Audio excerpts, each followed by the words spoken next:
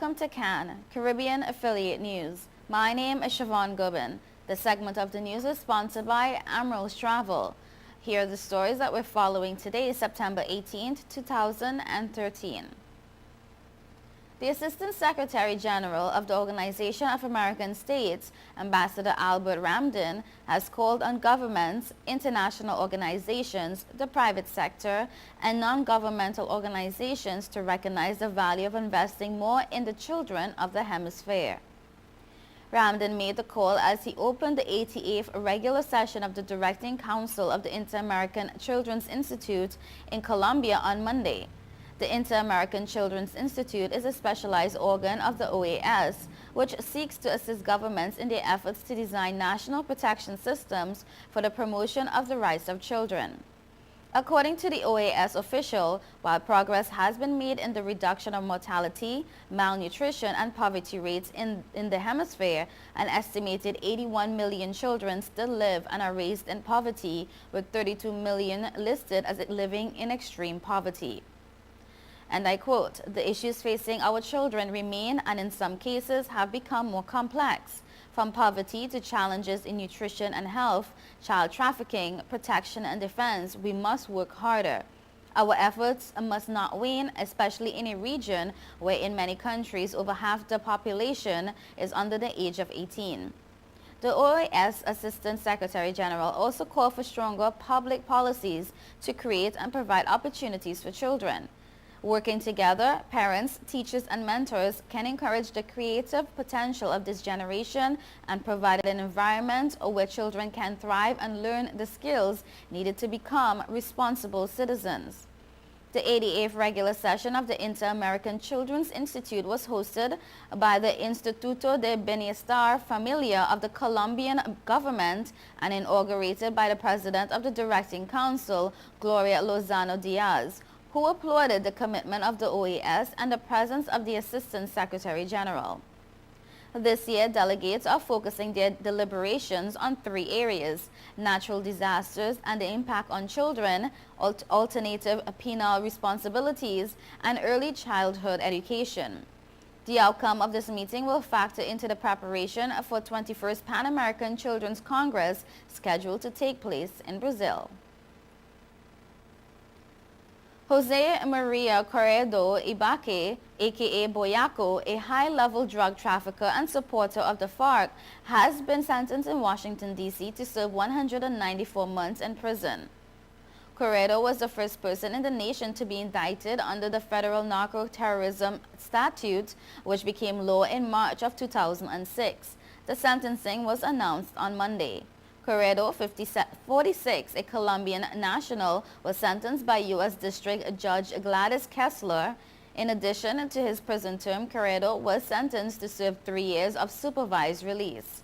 Corrido was arrested in Colombia on October 15 of 2006.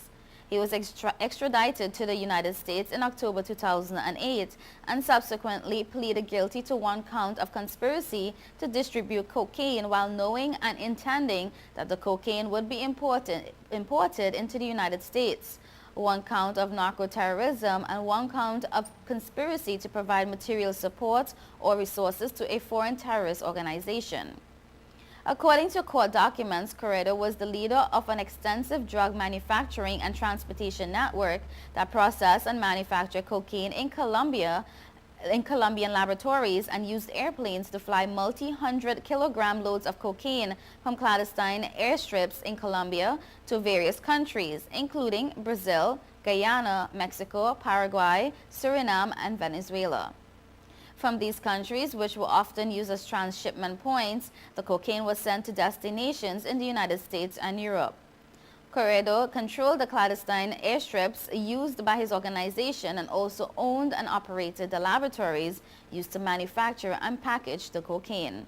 Corrido and his associates also transported cocaine owned by other drug trafficking organizations, including cocaine belonging to the FARC. A 29-year-old man has been sentenced to death after he was found guilty of murdering 3 people, including a former British Broadcasting Corporation television broadcaster, in 2001. Daniel Agard showed little emotion as the death sentences were read out by Justice Prakash Musai following his second trial for the murders of agricultural consultant John Cropper, his mother-in-law Maggie Lee, 68, and his sister-in-law Lynette Litgo Pearson, 57, the former BBC broadcaster. In July of 2004, Agard and Lester Pitman were convicted of the triple murder, but the Court of Appeals squashed Agard's conviction and ordered a retrial. Pitman's conviction was upheld by the appeal court.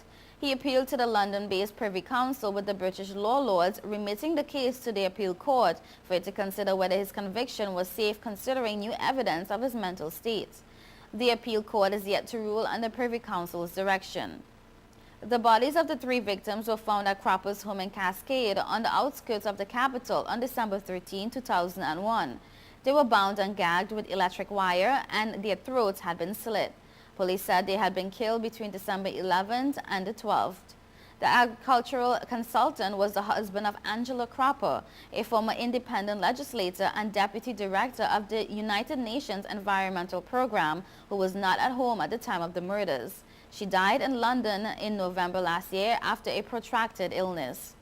During the 6-month retrial, the court was shown a graphic video recording of the crime scene, which seemed to have an emotional effect on both jurors and court staff.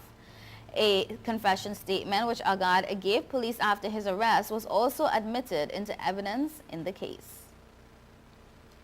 You are watching Caribbean Affiliate News. Stay tuned.